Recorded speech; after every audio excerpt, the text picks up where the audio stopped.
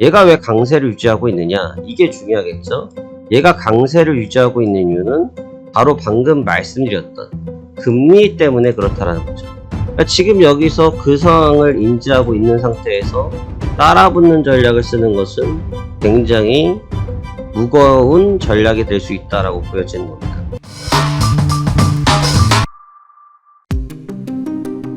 안녕하십니까, 파생왕 송대표입니다. 2024년도 1월 24일 현재 시간 2시 33분을 가리키고 있습니다. 자, 오늘 시장 한번 살펴보려고 하는데요. 지금 나스닥과 다우지수, 그리고 글로벌 증시 중에 또 아시아, 지금 각국의 온도 차이가 너무너무나 심해서 갈피를 잡기가 굉장히 어려운 상태입니다. 현재 시간 거래되고 있는 우리나라 증시는 약세를 취하고 있고요.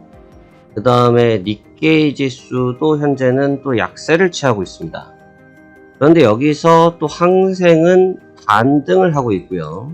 항생은 반등을 하고 있고, 그 다음에 다우지수는 전일 약세로 마감이 됐고요. 근데 나스닥은 또 강보합으로 마감이 됐습니다. 그리고 현재 강세권이 이어지고 있는 상태이고요. 굉장히 각각의 국가의 주가의 움직임들이 서로 간에 갈팡질팡한 모습을 보이고 있습니다. 이게 왜 그럴까? 그리고 이 부분을 어떻게 봐야 할 것인지에 대해서 같이 한번 말씀 나눠보겠습니다. 반반에 마감했던 다우지수는 전장 대비해서 96포인트 하락한 37,905포인트에서 마감을 줬습니다. 하락을 한 거에 대해서는 크게 의미부여를 하고 있지 않습니다만, 시장에서는 38,000포인트를 돌파한 이후에 38,000포인트를 하회했다라는 측면에 대해서 조금 신경을 쓰는 것으로 보여집니다.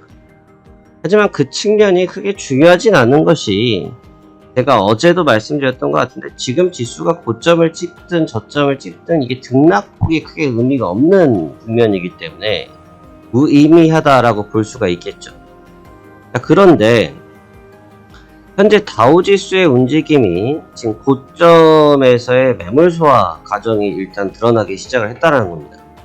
이게 굉장히 중요한 의미를 둘 것 같은데요. 고가에서 매물 부담이 나타나기 시작했다. 근데 이게 과연 조정으로 넘어갈 것인지 아닌지, 이 점이라는 거죠. 제가 말씀드렸다시피 지금 시장이 심리적으로 다들 좀 헷갈릴 수밖에 없는 상황인 건 분명한 것 같습니다. 지금 니케이 같은 경우도 조정을 받고 있거든요. 지금 니케이 같은 경우도 조정을 받고 있는데, 니케이 조정 형태를 보시면 다우지수와 거의 흡사합니다. 그러니까 왜 그럴 수밖에 없냐면, 고점을 갱신한 상태이기 때문에, 고점을 갱신한 상태에서 흔히 말해서 달려드는 게 쉽지가 않아요.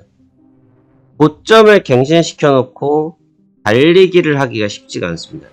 고가 매수니까. 근데 사실 거기서 더 가면 할 말은 없어요. 근데 그 자리에서 더 매수를 한다는 것 자체가 쉽지가 않다는 겁니다. 그러다 보니까 고가 차익이 나타나기 시작했다라고 볼 수가 있는 거고, 다우지수도 마찬가지고, 사실 나스닥이나 S&P 모두 환경은 비슷합니다. 모두 고가에서의 차익 매물 실현이 나타나고 있다는 거죠. 근데 이것을 지금 기간 조정으로 보느냐, 가격 조정을 보느냐인데, 지금 해당 구간을 바라보시면 나스닥 선물 지수고요. 고점을 갱신을 하고 여기서 하루 행보, 또 하루 행보, 오늘 다시 행보 구간을 회복하면서 직전 고점을 도달하고 다시 고점 체크를 하고 있는 상태이거든요. 그런데 지금 보시면 따라오지를 못해요. 이 흐름을 따라오지를 못한다. 그럴 수밖에 없는 것이, 방금 말씀드렸던 것처럼 여건 자체가 그래서 그렇습니다. 그러면 이게 우리나라 시장이 지금 개장하는 구간에서 보시면, 북한에서 미사일을 쏘고, 대외적으로 일본에 대한 금리에 대한 영향, 항생 쪽에서는 부양책에 대한 이야기, 각국이 지금 처해져 있는 환경이 너무너무나 다르다 보니까 받아들이는 측면 자체가 상당히 다르다라고 볼 수가 있겠습니다. 지금 나스닥 같은 경우는 장 종료된 이후에 넷플릭스에서의 실적이 나왔던 측면이 조금 반영받고 있어서 그런 부분이고요. 이미 그 부분은 시세가 다 반영되어졌기 때문에 아마 개장이 되어지면 또 흐름이 달라질 수 있으리라 생각이 되옵니다. 그럼 오늘 우리가 어떻게 봐야 되느냐인데, 저는 이제 간단 명료한 것 같아요. 지금 구간은 너무나 간단 명료한 것 같은데, 결국 이제 타이밍 싸움이다. 제가 이제 타이밍을 잡고 있는 게 4일을 잡고 있는데, 월, 화, 수, 목을 잡고 있어요. 이틀 정도의 포인트를 두고 있는데, 중요한 이제 경제 지표가 지금 없는 구간대입니다. 이게 연준이 앞두고 있어서 블랙 기간이에요, 블랙 기간. 그래서 주요 지표들이 클로징 돼서 발표가 나타나지 않는 상태입니다. 근데 이제 오늘 저녁부터 해서 어제까지는 뭐 지표라고 해서 볼 게 자체가 없었고요. 오늘 저녁부터 해서 서비스, 제조업 서비스 합성 PMI가 있고, 그 다음에 캐나다에서의 기준금리 결정이 있어요. 근데 원래 캐나다는 금리 결정하는 게 별로 중요하게 시장에서 받아들이질 않는데, 최근의 스타일이 캐나다가 약간 연준 쪽과 연동하는 그런 경향을 좀 보인다고 해서 캐나다 쪽의 지표도 오늘 집중되어 있습니다. 그리고 이제 다음 주에 연준을 앞두기 전에, 내일 PC가 기다리고 있어요. 제가 4일을 잡은 이유가 이 PC 때문에 그런데, GDP와 PC가 같이 있거든요. 근데 연준에서 일전에 연준 의장이 말씀하시기에 지금 중요한 것은 뭐가 중요하냐? 금리 인하를 분명히 하긴 해야 될 것 같은데 우리가 아직까지는 데이터를 확인하지 못했다. 그래서 그 데이터를 우리는 뭘 봐야 되느냐? 라고 하니까 윌리엄스가 우린 PC를 봐야 된다. 라고 얘기를 했어요.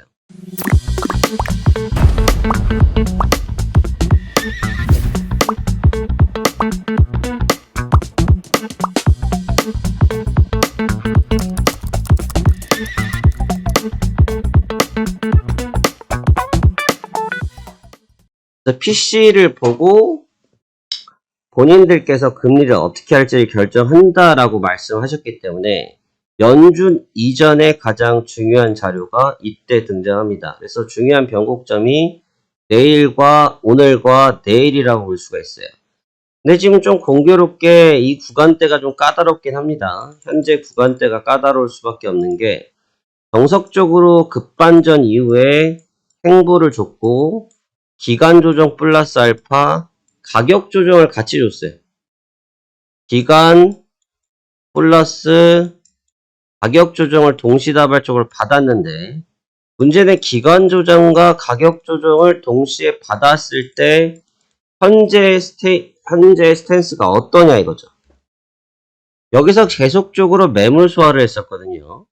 여기서 계속 고가 매물 소화를 하고 있다가 리바운딩이 주면서 브레이킹 한번 걸렸고 다시 고점 체킹을 하고 있는데 요거를 순조롭게 따라붙을 수 있느냐, 이거에 대해서는 저도 물음표가 있다는 겁니다.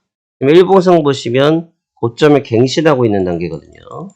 이 갱신하고 있는 단계에서 계속 따라붙느냐, 그건 제가 볼 때는 무리수가 굉장히 많다고 볼 수밖에 없습니다. 왜냐면 제가 일전에 실적에 대해서 말씀을 드렸대, 실적이 반영을 받는 게 지금 최근에 하루밖에 반영을 못 받아요. 미국 쪽에서 나타나고 있는 기업 실적에 대한 발표가 주가에 미치고 있는 시간이 하루밖에 안 돼요. 그러니까 하루가 지나고 나면 거의 그 효과가 소멸되고 있거든요. 근데 지금 여기 시장이 올라왔을 때 이면 중에 하나가 뭐냐면 연준 쪽에서 뭘 해주겠다, 금리 인하를 빨리 해줄 거라는 기대감에 젖어 있었단 말이죠. 그런데 그 젖어 있는 기대감이 현재 거의 기정사실화 되고 있는 것은 3월은 아니라는 분위기로 되고 있다는 거죠. 그럼 거기서 그 내용이 나오기 시작하면 아마 실망성이 될 것으로 보여지고, 그렇기 때문에 최근에 10년물 국채 자체가 4.0대에서 계속해서 강세권을 유지하고 있는 이유거든요. 얘가 왜 강세를 유지하고 있느냐, 이게 중요하겠죠. 얘가 강세를 유지하고 있는 이유는 바로 방금 말씀드렸던 금리 때문에 그렇다라는 거죠. 그러니까 지금 여기서 그 상황을 인지하고 있는 상태에서 따라붙는 전략을 쓰는 것은 굉장히 무거운 전략이 될 수 있다라고 보여지는 겁니다. 중요한 시간인 것 같아요.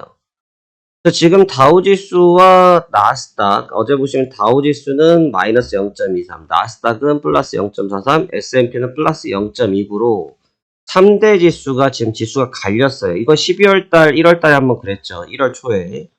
지수가 이런 식으로 같은 국가 안에 있는 주가임에도 불구하고 위와 같은 제각각의 투자 심리가 생긴다는 건 뭐냐면 다우가 마이너스인 것은 고점 인식에 대한 부분이잖아요.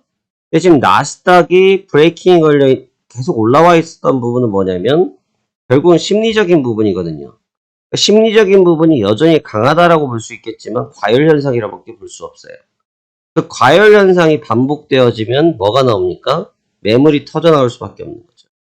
그 상황이 나타나는 것은 피하는 것이 좋겠다라는 생각이에요. 그래서 지금은 다우지수와 나스닥지수와 S&P 500지수가 어느 정도 합을 맞추는 단계, 기준을 맞추는 단계까지는 기다려 볼 필요가 있고, 근데 그 기준을 맞춘 단계는 이미 변동성이 나올 단계입니다. 그래서 현재 시황에 대한 내용을 기본적으로 베이스를 하시면서 방향성을 좀 체크해 보시는 것도 좋은 전략이 될 것 같습니다. 최근 골드의 움직임들은 크게 의미가 좀 없을 것 같고요. 골드는 오히려 좀 무거워진 상태라서 2000불을 사수하고 있지만 얘는 연준을 완전히 기다리고 있는 스탠스라서 큰 의미가 없는 상태이고, 국제 유가 자체는 계속해서 올라오고 있습니다. 근데 지금 앞서서 말씀드렸다시피 북한이 지금 미사일을 쏴도 시장에 맥히지가 않고요. 그 다음에 지금 전쟁 관련된 것도 맥히지가 않습니다. 그러니까 지금 보면은 홍해에서 강군이 미국 쪽 군함을 때리고 하는 현상이 있어도 사실 그 국제 유가에서만 영향을 받고 있거든요. 근데 이게 조금은 내관이긴 해요. 왜냐하면 갑자기 큰 충돌이 나타날 것이다라고 보진 않아요. 그렇게 보고 있진 않은데 만약에 시장이 빌미를 삼기 시작하면 빌미가 된다는 거죠. 그러니까 만약에 그 내용 자체로 인해서 물론 이제 유조와 관련된 부분들이 있었기 때문에 국제유가의 변동성이 생기는 건 당연한데 이게 만약에 내관이 돼서 시장의 움직임을 만들어내는 빌미로 작용됐을 때는 이게 달라진다는 거죠. 그러니까 골드는 연준 이후까지는 좀 배제, 유가는 좀 계속 유심히 봐야 된다. 그리고 지금 다우와 나스닥과 S&P 500이 제각각의 길을 가고 있는 것 같습니다만 결국 이 3대 지수는 모두 한 곳에 흐름에 포커스를 둘 것이다 라는 것이 핵심 내용 정리가 될 것 같습니다. 오늘은 지금 이 시간대는 크게 움직이진 않을 것 같아요. 현재 시간대는 별로 움직임, 변동성 자체는 의미가 좀 없을 것 같고요. 왜냐면 이게 아침 새벽에 꿀떡하고 이 2시간 정도가 올라와 버렸어요. 그래서 지금 올라오고 나서 멈춰있는 단계라 이 구간대는 별로 의미가 없을 것 같고, 현재 아시아 증시가 끝나고 아마 16시 그것도 좀 이를 것 같고, 거의 17시, 18시 정도가 돼줘야 변동성을 이끌어내지 않을까라고 판단하고 있습니다. 자, 그러면 해당 내용을 기반으로 해서 오늘도 남은 시간 성공 투자하시길 바라면서 말씀드렸던 오늘, 내일 중요한 분기점에 잘 준비하시길 바라겠습니다. 자, 그러면 오늘도 남은 기간 성공 투자하시길 바랍니다. 감사합니다. 파생한 송 대표였습니다.